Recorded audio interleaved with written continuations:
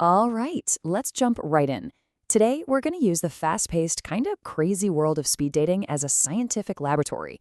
And trust me, what it reveals about who we're attracted to, well, it's pretty surprising. It might even make you question how well you really know yourself. So let me ask you something right off the bat. If you had to write down the top three things you look for in a partner, what would they be? Think about it for a second. Now, what if I told you that list might be completely wrong? Let's find out. Okay, so let's start with a question people have been asking forever. When it comes to romance, what are the rules?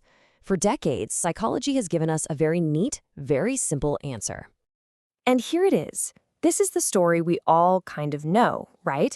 It's been backed up by tons of studies where people are asked to describe their dream partner.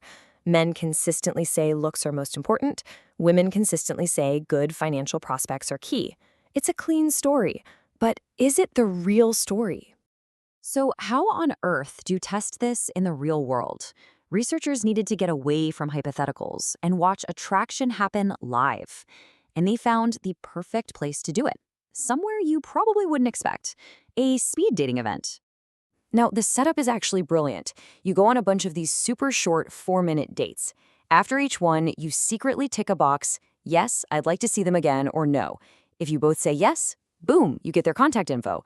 It's fast, it's private, and there's not a lot of pressure. You can see why for social scientists, this is basically a gold mine of data. First, it's dyadic, which is a fancy way of saying you get information from both people in every single conversation. Second, there are real stakes here. This isn't just a survey. A yes could lead to an actual relationship. And finally, it has what they call external validity. I mean, this is something people actually do to find a partner.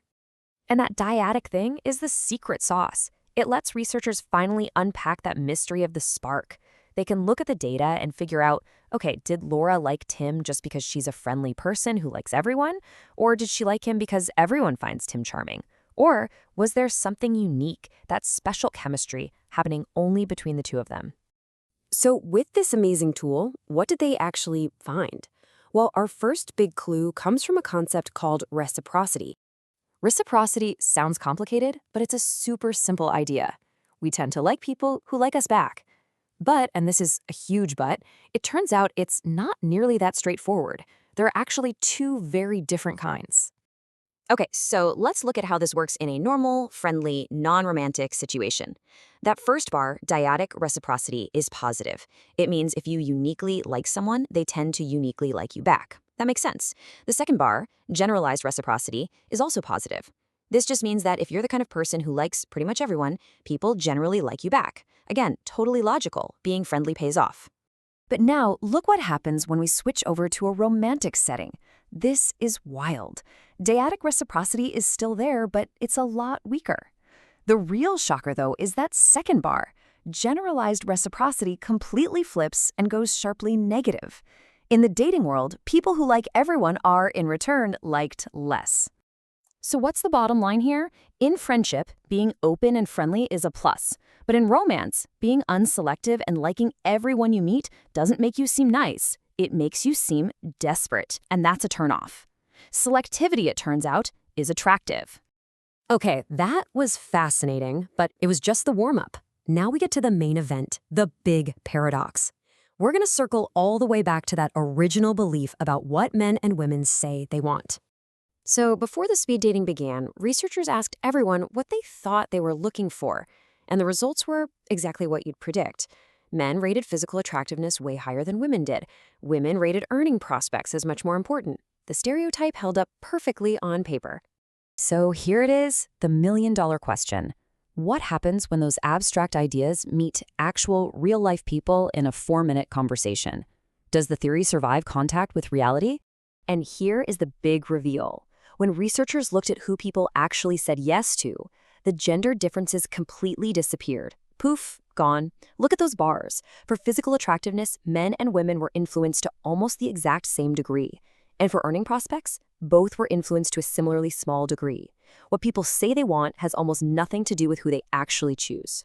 The researchers themselves summed it up perfectly. They basically said, we seem to have a total blind spot when it comes to knowing what we'll actually want when we meet someone face to face. Our stated preferences are, for all intents and purposes, useless predictors of our real-world choices. So, what does this all mean? Let's zoom out and look at the bigger picture here. Because the real story here isn't about finding a partner. It's a really powerful example of our general lack of self-awareness. We tell ourselves a story about why we do things, but our actions are often driven by forces we're not even conscious of. And this whole idea has become so useful that it's been adapted for all kinds of things beyond romance. There's speed networking for business, speed friending, even speed interviewing. It's just a fantastic way to study how that crucial first impression works in all parts of our lives. Which brings us to the final thought I want to leave you with. This research reveals a huge gap between who we think we are and who we actually are in one of the most important areas of life. So it makes you wonder, if we're this wrong about something so fundamental, what other beliefs that we hold about ourselves might be just as mistaken? Something to think about. Thanks for watching.